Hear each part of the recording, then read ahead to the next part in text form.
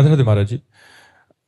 महाराज जी, इनके परिवार में एक थोड़ा सा कसम को लेके एक वो है कि इनके बेटे ने एक लड़की पसंद किया तो दोनों तरफ से सहमति भी हो गई, तो इनके बेटे ने कसम खा ली कि शादी करूंगा तो इसी से करूंगा, नहीं तो नहीं करूंगा, कुंवारा रहूंगा। फिर महाराज जी, फिर बाद में पता चला कि लड़की कहीं और भी आसक्त है, तो फिर महाराज जी दोनों का रिश्ता टूट गया। अभी महाराज जी वो कसम बीच में आ रही है कहीं और जाने में। अरे भीष्म प्रतिज्ञा थोड़ी यार, छोड़ो यार। छोड़ जाओ यही वृंदावन में कसम छोड़ जाओ, कसम को वृंदावन में छोड़ दो। ऐसे बच्चों वाली बातें हैं ये कोई धैर्य पूर्वक बात नहीं है, ये धर्म पूर्वक नहीं है। ऐसे कैसे? जहां भगवान ने विधान बनाया वही हमारा ब्याह होगा ना। हम कसम कैसे खा सकते हैं? हम तो ये कह सकते हैं कि यदि हमारी आपकी मित्रता है, भगवान ने रचा होगा तो हमारा आपका ब्याह हो जाएगा, अगर भगवान ने नहीं रचा तो टूट जाएगा। तो हमको भगवान की बात रखनी, अपनी बात थोड़ी रखनी कि कसम खाते हैं। जैसे भीष्म जी ने कसम खाया, भीष्म प्रतिज्ञा थोड़ी है कि फिर कुंवारे रह करके आजीवन पितामह भीष्म की तरह हमारा जीवन पवित्र हो। अगर ऐसा हो तो बताओ खड़े होकर के कि भीष्म की तरह तुम बाल ब्रह्मचारी रह सको तो फिर धन्य है, तुम्हारा साथ हम देंगे, वहां तुम्हें पहुंचा देंगे, रहो ब्रह्मचारी, आओ घर में रह करके तुम्हें पहुंचा देंगे। लेकिन कसम जैसे निर्वाह करना चाहते तो फिर वैसे ही चलो, तो घर में रहकर ब्रह्मचारी रहकर तुम्हें महात्मा बना देंगे, घर में रहकर तुम भगवान की प्राप्ति कर सकते हो। लेकिन नहीं बच्चा यार, ये सब बातें इनमें दम नहीं है।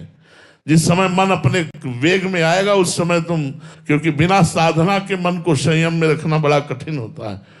कई ऐसे साधन हैं जिनके द्वारा हम अपने आप को नष्ट कर लेते हैं, तो इसलिए इन कसमों पर ध्यान मत दीजिए। कोई सुयोग्य लड़की मिले तो आप माता पिता को प्रणाम करके और उनके आशीर्वाद से उसके साथ ब्याह कीजिए और गृहस्थ धर्म का निर्वाह कीजिए। मीरा देवी जी, रतनगढ़ से। राधे राधे महाराज जी। महाराज जी, जीवन में लालसा खत्म क्यों नहीं हो रही? पहले अच्छे जीवन साथी की, फिर अच्छे सास ससुर, फिर बेटे की, फिर बेटे के अच्छे संस्कार, फिर बहू, फिर पोता, फिर महाराज जी पोते की शादी हो जाए तो शांति से मर सकूं। तो महाराज जी ये कब? पोते की शादी हो जाने से शांति से मरा जा सकता है? नहीं यार, ऐसा नहीं। शांति से तो तब मरा जा सकता है जब पोते की आसक्ति मिट जाए और भगवान में प्रेम हो जाए, तब शांति से मरा जा सकता है। ये लालसाएं कभी पूर्ण नहीं होगी, कभी पूर्ण नहीं होगी।